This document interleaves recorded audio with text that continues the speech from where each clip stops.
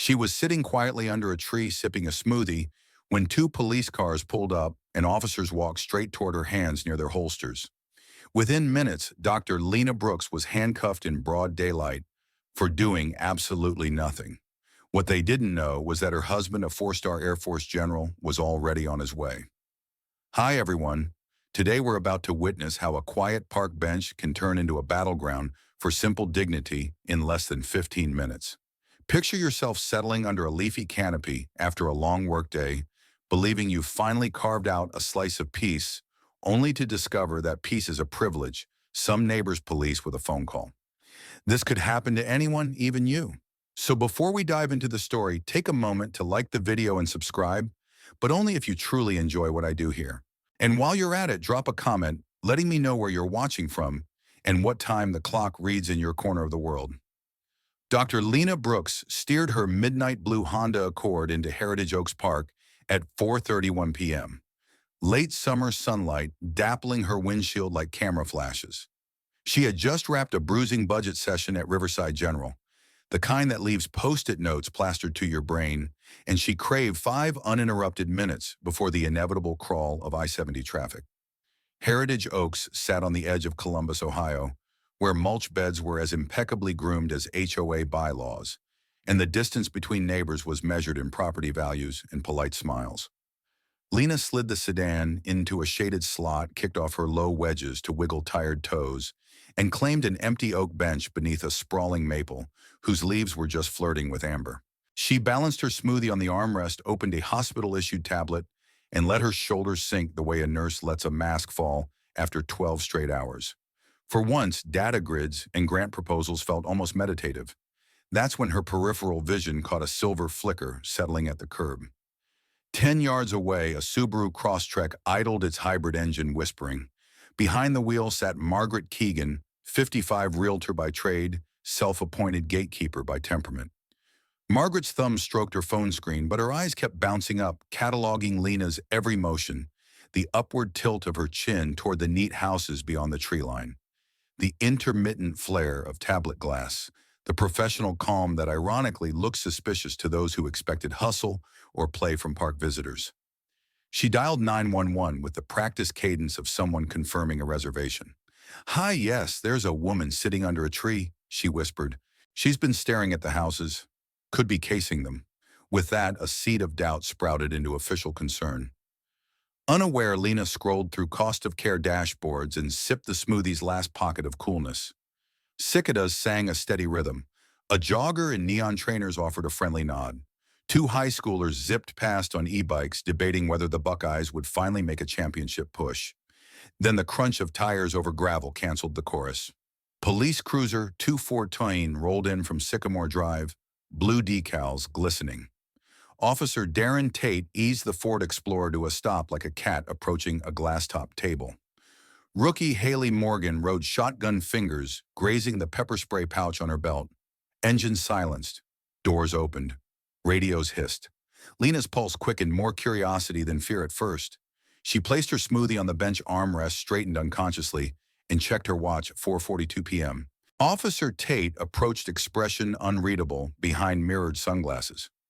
"Ma'am, can you tell me why you're here today?" he asked, tone austere. Lena held his gaze. "Just finishing some work before heading home," she replied, voice steady, nurse calm. Rookie Morgan hovered a step behind posture, hinting at caution rather than conversation.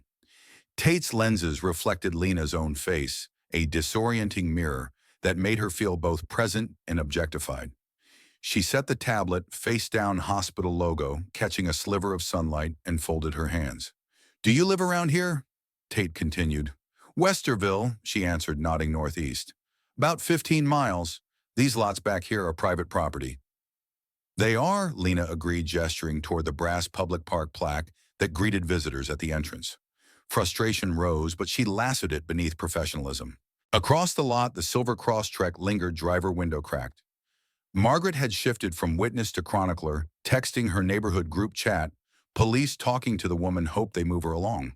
Park life morphed. The jogger looped back, curiosity overtaking cardio. The teens on e-bikes slowed, phones lifting from pockets to shoulder height. In 2025, they understood the calculus police stop plus black subject often equals footage the internet might need. Tate drew a measured breath. May I see some identification? Lena inhaled lawn fertilizer scent, remembering all the times she'd diffused tense waiting rooms with patients. It's in my bag, she said, lifting her right hand a deliberate 4 inches. Tate's palm shot up like a crossing guard sign. Nice and easy, keep your other hand visible. A prickle of adrenaline raced her spine, but she kept her exhale smooth. Zipper humming, heart counting, beats 1 Mississippi, 2 Mississippi. She grasped her slim wallet. Margaret exhaled inside the cross-trek relief salted with vindication. The mere presence of police validated her call. She missed the irony that nothing suspicious had happened until she dialed 3 numbers. Lena raised the wallet. The leather felt strangely heavy, freighted with the hopes of every woman rehearsing this moment, present ID, survive drive home. Tate leaned closer, prepared to speak when his shoulder radio crackled. Unit 241 en route for officer support. Code for uncertainty, outgrowing manpower. Lena's shoulders tightened. Her forgotten smoothie dripped a slow thread onto weathered wood, each drop marking time's pivot.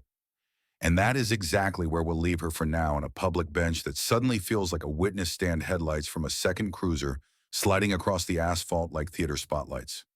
The calm has cracked, the storm is rumbling on the horizon. Cruiser 241 rolled in like a duplicate threat, carving 2 hard lines in the gravel beside Tate's Explorer and washing the Maple's trunk with pulsing red-blue light that didn't belong in daylight. Officer Pete Langley stepped out, stockier, mid-40s, sweat darkening the collar of his duty shirt. He surveyed the scene, resting a thumb on the taser clipped to his belt, then gave Tate a silent nod that said, "Need backup." Tate answered with the smallest shrug. "Maybe." Lena felt their nonverbal volley like static. Her fingers tightened around the wallet she still held aloft, mindful that lowering it without permission could shift the day from inconvenient to catastrophic. The jogger in neon bounced on his heels behind a trash barrel phone, angled but unobtrusive. The teenagers stood farther back, whisper commentary sliding between them.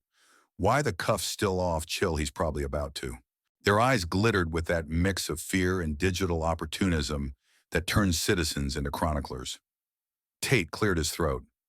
"Dr. Brooks, you said you were just finishing work," he stressed said, as though the words might liquefy under inspection. Lena forced composure, matching his formal diction. "Correct. My hospital credentials are inside the tablet case. May I open it for you?" She tipped the case with 2 fingers. Behind her sunglasses, Tate's gaze flicked uncertainly. He didn't want to fish through her property, too much liability, but neither did he want her moving more than strictly necessary. Langley stepped closer, voice gravelly. "Ma'am, here's the thing. We received a report you were surveilling homes. That could imply intent to burglarize." Lena's brows rose. By sitting with a smoothie and a spreadsheet, the sarcasm slipped before she could rein it in. Langley's lips pressed thin. Sarcasm read as non-compliance to those wearing authority-like armor. "Let's not get smart," he said. At that moment, Margaret's cross-trek window slid fully down. She trained her phone out the opening lens, glittering like a dragonfly eye. Her group chat buzzed, cops still talking. "She's arguing now." Margaret's pulse ping-ponged with pride and anxious guilt. If something went wrong, she'd only been cautious, right? Langley shifted weight from heel to toe. "Ma'am, since you don't live in the immediate area and can't establish a lawful purpose for being here beyond your word, we're going to detain you for further investigation." The phrasing "beyond your word" stabbed Lena. Years spent advocating for patient trust and staff integrity now inverted in 6 syllables. "Officer," she started calm, "deliberate Ohio has no statute that forbids sitting in a public park. Detaining me requires reasonable suspicion of a crime." Tate exhaled through his nose, a sign she'd hit protocol. "Ma'am, please stand up," he ordered. She rose slowly, wallet still visible, toes brushing cool grass. Langley produced flex cuffs from a pouch. The jogger stepped closer. The teenagers' phones raised higher, quick thumb taps activating record mode. Lena's mind split clinical detachment, noted Tate's left jacket pocket yawning, open badge number 6714 glinting, emotional core jolted with raw disbelief. Am I about to be cuffed for breathing? She inhaled to argue but stopped. Years of hospital crisis training told her escalation can be fatal. Compliance buys oxygen. She unclenched fingers, allowed the wallet to drop back into the tote on the bench. Tate rotated her, gently murmuring for safety as plastic bands looped around wrists. The cinch was rougher than necessary, stinging skin that had once guided countless patients to surgery suites. Safety for whom, she whispered, but the maple's rustle swallowed the question. The cuffs clicked. Margaret's phone captured the moment shaky but triumphant officers take action. Sweat prickled Lena's scalp under carefully pinned curls. Langley read a shortened litany. You are not under arrest. You are being temporarily detained while we verify your identity and intentions. It was policing at its most euphemistic liberty, paused on hold music. Tate motioned her 2 steps away from the bench, while Langley rifled through the tote, tugging out the tablet. The hospital's logo filled the screen like a second badge, but Langley's brow only furrowed. He didn't unlock it. Policy forbade cracking personal devices without supervisor approval, but the credentialed lock screen undercut their suspicion. Instead of relief, tension spiked. Evidence of her professionalism complicated their hunch. Lena's chest tightened. Flex cuffs dug. Some part of her brain tallied the chain of misjudgments. 1 suspicious, call 2. Presumption of danger. 3 cuffs before conversation. A decades-old mental reflex formed 2 words, call Malcolm. She cleared her throat. Officers, I'd like to contact my husband. Tate glanced at Langley, who shrugged. Better to let her phone a family member than deal with a civil rights attorney later. Speaker mode, Tate said. Keep the phone visible. She nodded. Her wrists pinned behind her made dialing impossible. But 21st century tech had given oppressed voices a gift: voice commands. She spoke clearly. Hey Siri, call Malcolm Brooks, mobile. The phone nestled in her back pocket, vibrated, accepted the instruction, and rang through a car speaker half a mile away.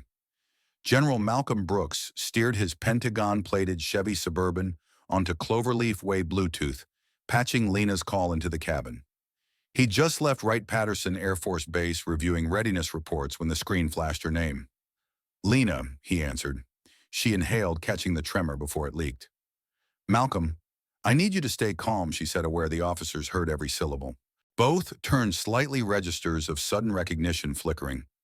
Brooks, could it be the 4-star commanding Air Mobility Command? Malcolm's voice deepened. Where are you, Heritage Oaks Park? I'm detained.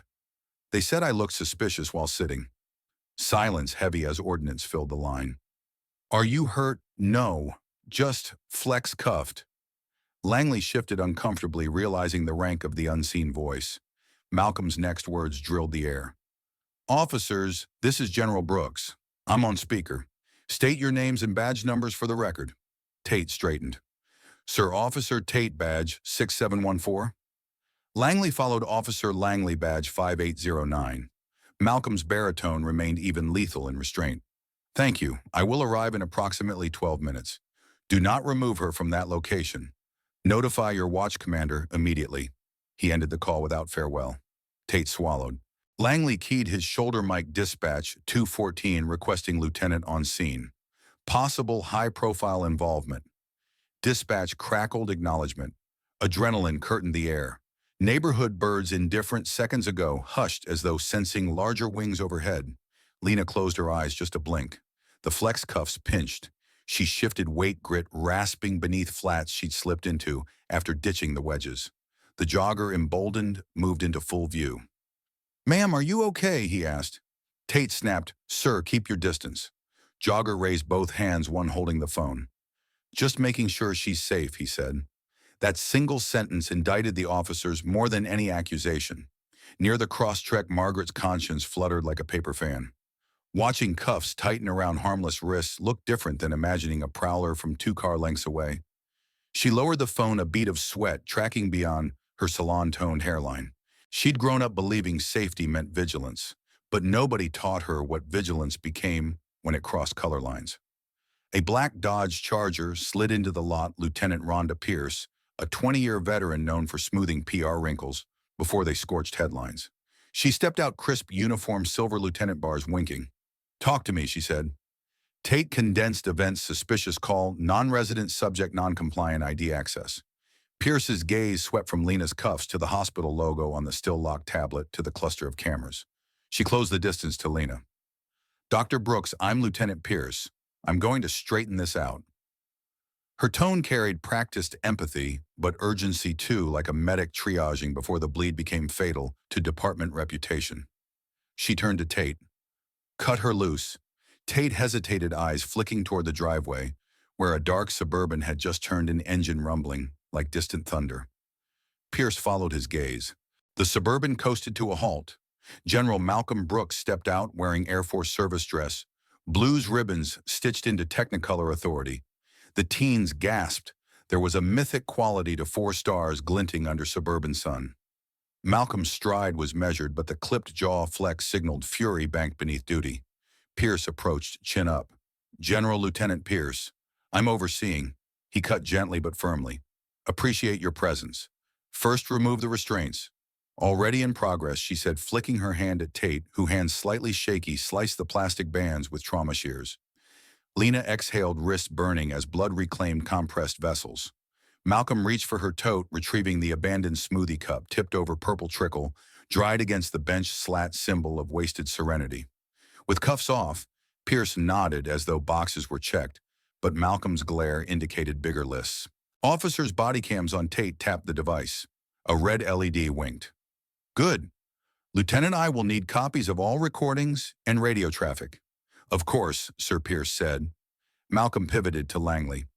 Officers state for the camera the criminal statute you suspected her of violating. Langley's voice faltered. We were investigating possible casing based on a citizen caller. Description, black female mid-40s, observing homes. Malcolm waited. Langley's silence filled with unspoken bias until it rattled like coins in a tin can. The encounter hung suspended, bystanders capturing the tableau of authority, squared against authority, the maple's leaves fluttering like applause withheld. Lena rotated sore wrists, absorbing the power shift. She felt both shielded by Malcolm's stars and stung that they were necessary armor. Across the lot, the jogger lowered his phone, whispering, "This is gonna blow up." The teenagers nodded, already splicing clips in their heads. 4-star general checks racist cops. Even Margaret's instincts shifted from vigilance to dread. She feared being named as caller once the video went live. Pierce stepped between Malcolm and her, officer's voice cool. General, I assure you we're handling this with utmost seriousness. Malcolm's reply was a scalpel. Lieutenant seriousness would have been not humiliating my wife for existing. Professionalism would have been a greeting instead of handcuffs. He inhaled. But we will address that at command level. For now, I'm taking her home. We'll expect full documentation by 0900 Monday. Pierce nodded, knowing every network would have the story by then. Malcolm turned to Lena. Ready? She nodded, reclaiming dignity, molecule by molecule. As they walked toward the Suburban, Lena lifted her chin at the jogger in quiet thanks. He nodded solidarity, passing in the tremor of jawline. The teenagers followed with their cameras until Malcolm's vehicle door shut, muffling the world outside. Behind them, Lieutenant Pierce pivoted on her heel, radio crackling, as she prepared the department for the hurricane of scrutiny to come. Flex cuffs lay discarded in the grass, white plastic contrasting dark soil, evidence of a freedom briefly choked, now gasping back to life. The Suburban crawled out of Heritage Oaks with the caution of a bomb disposal rig. Malcolm's hands fixed at 10 and 2, even though the speedometer barely nudged 20. He wanted every onlooker, every lens to register the 4 silver stars on his shoulder before they faded into distance. Inside, the cabin smelled of leather and lingering base coffee. Lena flexed, aching wrists, heat radiating in crescent welts, each pulse reminding her she'd been measured, deemed unfit, and corrected by plastic bands. Malcolm glanced over only when the park entrance curved out of view. Let me see, she offered her wrist. He examined them the way a flight engineer inspects stress fractures on wing spars, intent, silent, methodical, then reached into the center console, retrieved a travel-sized tube of antibiotic gel, and squeezed cool ointment along the red ridges. The gesture, so domestic against his formal blues, shattered her composure more than cuffs had. Tears rimmed, but did not fall. I didn't want you called, she whispered. Yet here we are, he replied, voice low enough to steady turbulence. Lena inhaled deep, filling lungs with the hum of the V8 and the faint aftershave he'd slapped on at dawn. I kept thinking if I just spoke calmly, it would de-escalate. Malcolm nodded once. Calm doesn't outrank prejudice. He guided the Suburban onto Broad Street, passing a billboard that bragged Columbus as America's opportunity city, the irony hitting like exhaust. He tapped the console screen, initiating a hands-free recording. Air Mobility Command Log Incident, Heritage Oaks Park. Contact Chief Appleton of CPD tonight. Request full incident data by 0900. The system chirped acknowledgement. Lena rubbed gel in small circles. You're going to war over this. No, he said, adjusting mirrors. I'm enforcing protocol, something their chain of command forgot. While the Suburban merged onto I-670, Lieutenant Rhonda Pierce corralled officers Tate and Langley inside the cramped report room at Precinct 7 fluorescents, buzzing like sawflies around old case files. She closed the door with a surgical click, crossed arms over her chest plate, and fixed each man with a gaze that once cowed drunk linebackers outside OSU games. Start writing, she said, sliding incident forms across chipped laminate. Tate swallowed pen, hovering. What exactly every minute from dispatch to cuffs off? Use plain English. Your futures depend on clarity. Langley's pen scratched first, but words trickled like molasses, each phrase forcing him to confront the thin reed of suspicious observer that had justified restraints. Pierce paced behind them. You both missed de-escalation steps. You ignored voluntary ID offers. And you cuffed a physician whose only weapon was a smoothie. That's not safety, that's bias. Langley bristled. Ma'am, the caller is irrelevant now, Pierce snapped. Reasonable suspicion must be yours, not a stranger's paranoia. Command will ask whether race colored your perception. Prepare an answer better than maybe. Pens resumed their tortured crawl. In the hallway, the squad room television replayed body cam from an unrelated traffic stop, volume low, but the imagery underscored her warning cameras never blink. Malcolm and Lena reached their stone-front colonial in Westerville at 5:28 p.m., crickets already tuning for twilight. He escorted her inside secured doors with muscle memory from foreign bases, then disappeared upstairs. When he returned, he'd shed the dress coat but left ribbons in place, now paired with civilian slacks, a hybrid uniform saying both husband and commander were on duty. You could let this ride internal affairs, Lena offered, seated at the breakfast nook, nursing water instead of Pinot. Malcolm shook his head, dialing. Chief Appleton, Malcolm Brooks. We need to speak tonight. A pause, then the weary voice of the city's top cop filtered through. Malcolm's reply was clipped. Not tomorrow, tonight. Your office or mine. He listened, then ended with, fine. See you in 30. He turned to Lena. Appleton wants neutral ground headquarters downtown.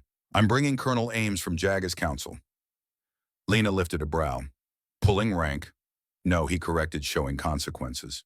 He kissed her brow, the tender gesture offset by the steel in his posture, then strode out, leaving a faint swirl of starch and purpose.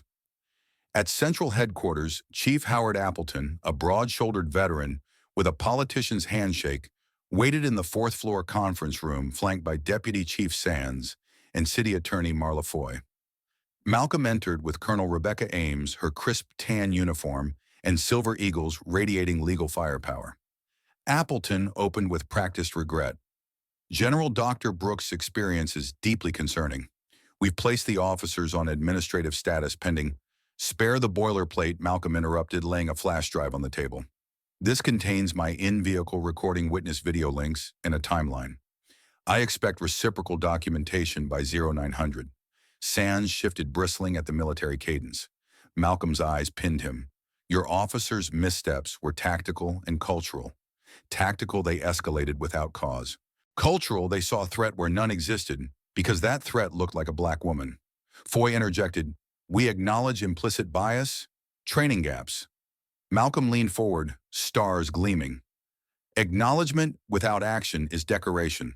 I want concrete policy revisions, mandatory, crisis bias, drills, third-party audits, and disciplinary matrices that matter. Appleton exhaled slowly, fingers steepled. That's a tall order. So is earning 4 stars, Malcolm replied. Yet I did the work. Silence stretched until Ames slid a folder across. We'll follow up with written demands. Transparency works better before CNN trucks arrive than after. Appleton's gaze hardened. He understood leverage. We'll cooperate. Malcolm rose. Good. Begin by releasing Dr. Brooks's property held on scene and notify your union reps. This isn't a witch hunt, it's course correction. He snapped the folder shut, signaling end of parley, then left before they could draft half promises. Back in Precinct 7, Tate peeled fingers from his pen, report complete, but conscience raw. Langley leaned back, stretching shoulders that felt heavier than his Kevlar. The buzz of the vending machine filled their uneasy quiet. Tate finally spoke. Did we cuff her because she was black? Langley stared at fluorescent tubes until spots danced. We cuffed her because we thought she was hiding something. But why did we think that? Tate pressed, voice cracking.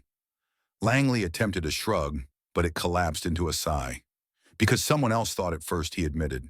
The words tasted like pennies. Tate rubbed temples. I keep replaying the moment she reached for her wallet. My hand went to my holster. She said a wallet. I heard threat. Langley dropped gaze to his shoes, and I cuffed her after she complied. Pierce stepped in, reports clutched, catching their confession without glee. Recognition is the first mile of a long road, she said softer now. Whether you walk it decides your badge. Outside Precinct 7, yellow sodium lamps flickered awake. In the parking lot weather vane, the cross-trek lingered again. Margaret Keegan sat behind the wheel phone in lap tears, finally tracking mascara. She drafted and deleted 6 Facebook posts, none sufficient to balm her guilt. She considered walking inside to apologize, but fear of public scorn paralyzed her. Instead, she started the car headlights, carving twin cones through dusk as she drove toward a neighborhood that suddenly felt too small for her reflection. At 8:15 p.m., Malcolm's Suburban glided back into the driveway. He found Lena on the back porch wrapped in a throw blanket, despite August warmth, gaze lost among fireflies. He joined her without words, handing over a printed memo from Appleton, committing to internal review and immediate retrieval of body cam files. Lena read line by line, then folded the paper. Will it change anything? Malcolm exhaled. It will force them to explain the unacceptable. He traced her wrist with thumb's pad. Tomorrow we decide next steps together. Lena nodded, head resting against his shoulder. I keep thinking of my patients, how I preach dignity and care. Today I saw what careless power can steal. Malcolm's arm tightened. Dignity will be restored. Accountability will follow. They sat as cicadas droned the porch light, haloing them in gentle glow that felt less like peace than the eye of a strengthening storm, one they now intended to name track and redirect. 5 hours after Lena's flex cuffs hit the grass, the 15-second clip a sophomore named Jada Flores captured on her cracked iPhone sprinted beyond Columbus and vaulted into the national bloodstream like caffeine dumped straight into a main line. The video opened with those frantic, shaky frames. Lena's wrist being cinched, the abandoned berry purple smoothie forming a slow bruise on the bench, slat the maple leaves trembling as if they too recognized injustice. And then Jada's breathless commentary, she was literally just sitting, y'all. By dawn the next morning, chaptered bench bias, Hanashocker Heritage Oaks, and Respect at Rest occupied 3 rungs of Twitter's trending ladder, while Facebook overflowed with grainy reposts accompanied by righteous paragraphs from boomers who rarely posted anything longer than a birthday wish. Local Channel 6 rolled a lower third banner, hospital executive detained in park, next to B-roll of Heritage Oaks manicured entrance. By lunchtime, CNN's Brooke Baldwin introduced the same clip with a staccato viewer. Discretion advised. You will hear a calm, compliant woman treated as if calm were a weapon. Screens flickered in airport lounges, dentist offices, and senior centers, the last of which mattered most to Lena's audience, older adults, whose trust in authority is tempered by memories of segregation or the nightly news from Vietnam, but who now clutch remotes in disbelief that a woman old enough to pay 2 tuition bills could still be mistaken for a threat while sipping antioxidants. Inside Riverside General, the nursing staff huddled around the break room, television voices layering over the feed. That's Dr. Brooks, a charge nurse gasped, while a respiratory therapist muttered, unreal, she's the calmest person on earth. Lena's email exploded. 37 patient families, 12 board members, and a retired surgeon who once taught her how to place a central line all sent bursts of solidarity. Yet support was twin-tracked with sensationalism. TMZ snagged a still of Malcolm's star-studded shoulder and tagged it 4-star fury, implying a gladiatorial spectacle instead of a civil rights gut punch. By 10 a.m., precinct spokesperson Captain Devin Marlowe convened a press conference in a cramped briefing room ringed by tripod lights. He stuck to the crisis handbook script: acknowledge concern, promise transparency, avoid the R word, but sweat beaded at his hairline when a gray-haired reporter from the Columbus Dispatch sliced in. Captain, isn't this precisely what your implicit bias training was supposed to prevent? Marlowe stammered something about ongoing evaluation, the phrase sounding hollow against the drum of shutters. He never mentioned Tate's or Langley's names, citing an active personnel matter, yet their faces already bounced across Reddit threads, dissecting every shoulder twitch. Meanwhile, Lieutenant Rhonda Pierce, having filed a preliminary misconduct brief overnight, watched from the hallway, jaw set. She recognized the department's spin regret without ownership and felt her own uniform weigh heavier than her conscience could comfortably bear. Across town, Malcolm and Lena sat at their farmhouse dining table, phones muted but vibrating like cicadas trapped under glass. CNN wanted a sit-down tonight. Good Morning America dangled a studio slot. Even AARP's online magazine requested a commentary, noting that retired readers cared deeply about age respect in community policing. Lena massaged her wrists, the gel now absorbed, but leaving faint silver lines, battle ribbons for a war she never enlisted in. The narrative's running without us, Malcolm observed, laptop open to a spreadsheet of retweets per minute. If we don't speak, we become symbols instead of people. Lena exhaled. But if we do speak, we'll relive it in surround sound. She gazed out the window where their golden retriever chased nothing in particular, blissfully ignorant of trending hashtags. Let's control what we can, she decided, her administrator voice sliding into gear. We address the public from home on our terms before the city spins harder. Malcolm nodded and texted Colonel Ames, drafting statement, need JAG eyes in 2 hours.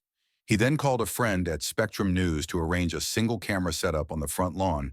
No network circus, just one lens and the truth. Remember the sunscreen with fish scale extract? He asked Lena, half teasing the earlier joke about park bench serenity. You'll be outside afternoon glare. Lena smiled, the first real curve of her lips since cuffs bit skin. The one the twins mocked. Yeah, I'll wear it. Let's glow while we educate. At 2:07 p.m., Spectrum's white van angled onto their cul-de-sac cables, slithering like garden hoses toward a portable tripod. Retirees from 3 houses down carried lawn chairs to sidewalks drawn by the unusual bustle. Margaret Keegan's eyes ringed from a sleepless night of second-guessing, parked 3 blocks away, and approached on foot, sunglasses masking guilt. She lingered behind a maple sapling, another maple mulling, whether confession would help or turn her into the internet's next villain.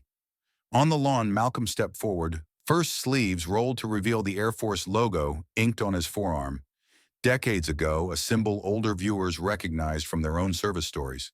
He spoke without a lectern voice pitched to travel, but not to shout. Yesterday, my wife was detained for sitting in a public park. Today, our phones won't stop ringing. That alone proves the public understands something fundamental was violated. This isn't about rank saving the day. It's about why rank had to show up at all. He passed the imaginary baton to Lena, whose pale blue blouse had been swapped for a charcoal dress, dignified yet approachable.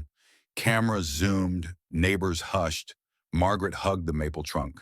Lena's tone carried boardroom confidence tinged with weary sincerity. Heritage Oaks is beautiful, but yesterday beauty was weaponized. I was deemed suspicious not for what I did, but for how I looked while doing nothing. If that logic stands, any of you could be next when you pause on a bench just to breathe. She recapped the sequence call questions, cuffs ending with a soft but hammering line. Peace should not depend on proximity to power.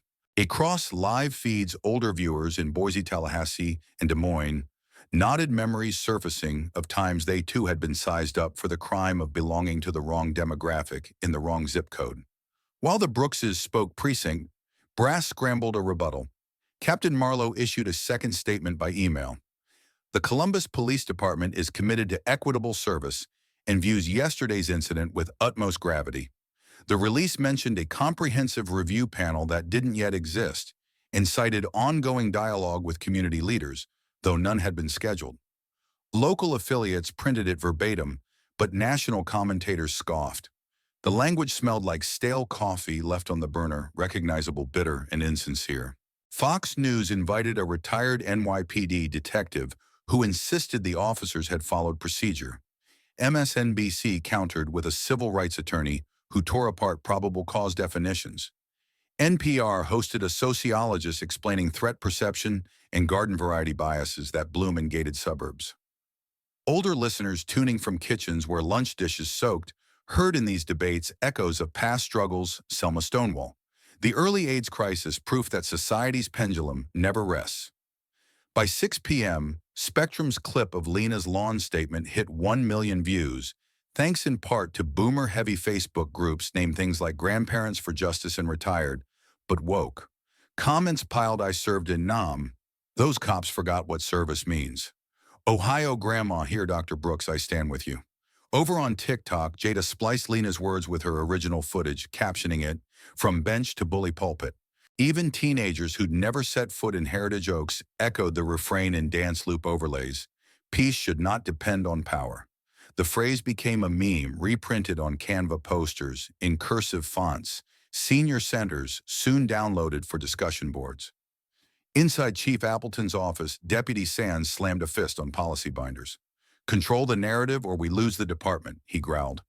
Appleton rubbed temples. His phone buzzed with calls from the mayor, the city council president, and finally the state attorney general, each escalating the pressure gradient. He glanced at the body cam files, paused on his monitor. Images of Tate's mirrored sunglasses reflecting a calm woman who never raised her voice and realized spin could only lessen, not erase the damage. With a sigh, he drafted an order. Officers Tate and Langley effective immediately suspended without pay pending investigation. He forwarded it to HR, a digital guillotine he prayed would appease the public enough to buy time for deeper reforms not yet sketched. At her kitchen island, Margaret pulled up Lena's statement, streaming on her phone. The sincerity knifed her chest. She typed a private message. "I was the caller. I'm so sorry." She hovered, then hit send, knowing redemption starts with owning the harm you cause. Moments later, Lena's phone chimed. She read the confession, closed her eyes, and breathed the same deep breath she'd tried to take on that bench now. Knowing peace demands vigilance, but also mercy. Screens across the nation dimmed as evening news signed off, yet the story stayed luminescent, etched onto social feeds, family dinner conversations, and church prayer lists. From Phoenix retirement parks to Brooklyn brownstones, older adults echoed each other in group texts. "If it could happen to a doctor, it could happen to my granddaughter, to me, to anyone." That communal indignation, experienced, articulate, and relentless, formed a rising tide. Chief Appleton could not ignore a tide that demanded policies sturdier than platitudes, because generations who'd marched before would march again, walkers and canes, tapping the pavement like metronomes of historical memory. The storm Lena and Malcolm vowed to name had now become a forecast everyone could read. Change pressure, rising probability of reform high. Dawn broke with the quiet hiss of sprinklers and the louder ping of Lena's inbox as alerts multiplied faster than any patient chart she had ever triaged. Sometime after midnight, her kitchen table video, recorded in a single take, framed by the gentle clutter of coffee mugs and a bowl of Ohio peaches, hit a tipping point when 3 national anchors reposted it on their personal feeds, each adding a brief, stunned caption about grace under pressure. By 7:00 a.m., every major outlet had clipped the final 10 seconds, Lena's steady gaze, her closing appeal for those without cameras or commanding spouses and superimposed subtitles, so even lobby televisions on mute could not escape the message. Nursing homes screened it during breakfast, the subtitles gliding beneath bowls of oatmeal. VFW halls replayed it on loop beside faded war photos. Church Facebook groups embedded it between scripture memes tagging members in their 70s, who still remembered colored signs and the cost of sitting where you pleased. Within hours, the ripple became a riptide. A retired Detroit bus driver shared how police once ordered him off a park bench for eating lunch. A grandmother in Tulsa posted a 1968 black and white photo of herself protesting similar treatment. Messages stacked into a digital quilt of stories stitched by decades, yet echoing the same tight-chested disbelief. How many benches must be defended before a seat in America belongs to anyone who needs rest? The Columbus City server nearly crashed under public comment filings, many from older residents who prefaced their demands with service records, PTA tenures, or tax receipts to remind officials they were seasoned, attentive, and voting. While the virtual groundswell rose, physical doors opened downtown as the city council convened an emergency committee session inside a cherry-paneled chamber that smelled of leather chairs and unease. Councilwoman Doris Shipley, 72, and blunt as a ball-peen hammer, wielded Lena's viral clip like evidence in a grand jury room, pausing it at the exact frame where flex cuffs bit flesh. "Is this our definition of community safety?" she asked Gray Bob, shaking. The chamber's public gallery overflowed with retirees in pastel polos and Sunday blazers who had never attended a weekday hearing, but now clutched printed petitions demanding change. Some used canes, others rolled oxygen tanks, and more than a few wore, "Peace should not depend on power buttons 3D printed overnight by a local high school robotics team." Under that generational glare, the council passed by a 6-1 roll call a resolution to establish an independent civilian review board with mandatory representation from residents over 60 to ensure institutional memory-guided future oversight.